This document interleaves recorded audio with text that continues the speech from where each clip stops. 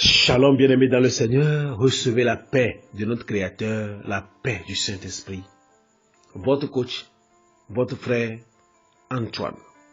Père Tout-Puissant, je te dis merci pour cet instant, pour la journée d'aujourd'hui. Toi qui partages avec nous, Seigneur, la joie. Sois glorifié, sois magnifié maintenant, pour les siècles des siècles. Amen. Bien-aimés dans le Seigneur, nous sommes aujourd'hui au troisième secret pour attirer la grâce ou la faveur de Dieu dans nos vies. Le premier secret, c'est de manifester l'amour de Dieu envers nos frères, envers nos sœurs. Le deuxième secret, c'est que nous soyons source de bénédiction, de joie, d'amour pour nos frères. Pour qu'en notre absence, nos frères puissent témoigner de nous. Pour que nos frères puissent témoigner notre amour lorsqu'ils seront auprès de Dieu. Pour que nos frères puissent prier pour nous, pour dire Seigneur, il est bon. Seigneur, il est comme ça. Qu'on puisse témoigner la vérité que nous sommes. Aujourd'hui, le Seigneur veut partager avec nous sur le troisième secret pour attirer la grâce de Dieu. Et ce passage, nous pouvons tirer ce secret à quel niveau? Vous allez voir, on dit au niveau au verset 6, on dit Jésus s'en alla donc avec eux. Il n'était plus loin de la maison lorsque le centurion envoya quelques-uns de ses serviteurs lui dire, Seigneur, ne prenez pas tant de peine, car je ne suis pas digne que vous entrez sous mon toit. Bien-aimé dans le Seigneur, waouh! Quel est cet homme? Quel est ce centurion? Aussi simple, aussi franc, aussi direct, aussi honnête. Béni de Dieu, soyons honnêtes envers le Christ. Soyons honnêtes et reconnaissons notre vie, notre nature. Ce centurion s'est humilié. Il reconnaît en Jésus un Seigneur. Il reconnaît en Jésus une grandeur insondable. Et il sait que lui est un grand pécheur. Il dit, Seigneur, je ne suis pas digne que tu viennes chez moi. Ne te fais même pas de peine. Mais nous, qu'est-ce que nous faisons? Égoïstes que nous sommes. Oui, égoïstes que nous sommes.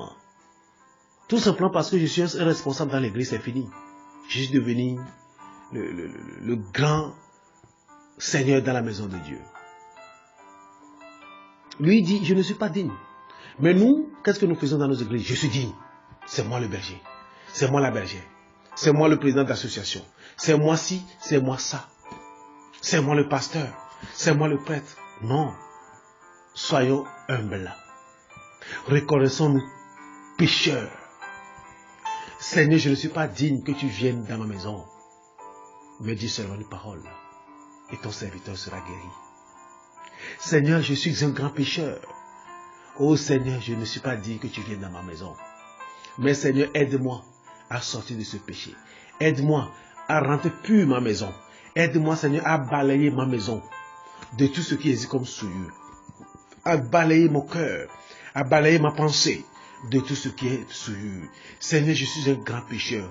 Ayons le courage de confesser sincèrement nos péchés à Jésus. Ayons le courage de montrer nos faiblesses à Jésus.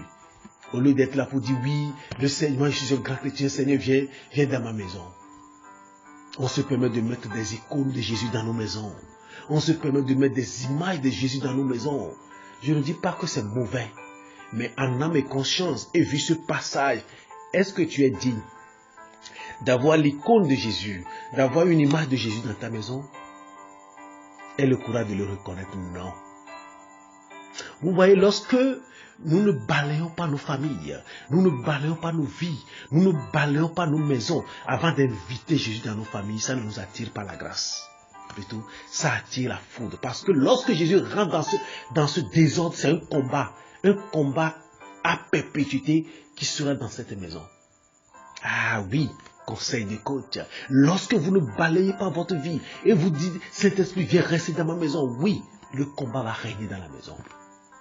Le Saint-Esprit ne trouvera même pas la place pour s'asseoir, puisque la place est déjà léguée à une autre personne. Ah oui, le Seigneur, le Saint-Esprit va sionner dans ta maison, après il va repartir parce qu'il n'a pas de place, parce que tu ne lui as pas accordé de place. Quelle est la place de Dieu dans ta maison? Quelle est la place de Dieu dans ta famille?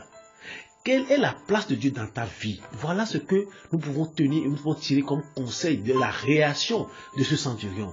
Seigneur, je ne suis pas digne que tu viennes dans ma maison. Parce que lui-même, il sait qu'il n'a pas encore donné ou bien trouvé une place ou réservé une place à Jésus. Il sait que si Jésus vient, Jésus ne trouvera pas de place pour s'asseoir. Vous voyez? Et Jésus dit, même en Israël, je n'ai pas trouvé un homme qui a la foi de ce temps. Vous voyez comment on peut exprimer la foi de Dieu? La foi de Dieu, ce n'est pas crier sur tous les toits, Jésus est mon Seigneur. Non, si Jésus est mon Seigneur, est-ce que c'est ma vie qui doit témoigner que Jésus est mon Seigneur? C'est la vie que je mène qui doit témoigner que Jésus est mon Seigneur. Lorsque je suis un homme marié et que j'ai des copines dehors, est-ce que je manifeste la gloire de Dieu? Lorsque je suis responsable d'association et je couche avec toutes les filles dans mon association, est-ce que je manifeste la gloire de Dieu? Vous voyez, ce centurion est 1000 fois meilleur que nous. Lorsque je suis chrétien, je suis enfant de Dieu et que je couche avec les femmes d'autrui, est-ce que je manifeste la gloire de Dieu? Lorsque je suis chrétienne et que je sors avec d'autres hommes, est-ce que je manifeste la gloire de Dieu? Lorsque je suis pasteur ou prêtre et que je couche avec les femmes de nos confrères, est-ce que je manifeste la gloire de Dieu? Oh Père, pardonne-nous. Pardonne-nous car nous ne savons pas ce que nous faisons. Jésus, oh, sois glorifié, sois magnifié. Oh Saint-Esprit, nous avons besoin de toi. Descends sur nous, descends dans nos vies. Aide-nous, donne-nous la force à balayer nous-mêmes nos maisons. Donne-nous la force à chasser les occupants des sièges, des fauteuils de nos maisons, afin de trouver la place au Saint-Esprit. Saint-Esprit, à partir d'aujourd'hui, je fais un vide au-dedans de moi, pour que tu puisses trouver la place à moi. Esprit d'orgueil, je te chasse, sors de moi. Esprit d'orgueil, sors de ma maison.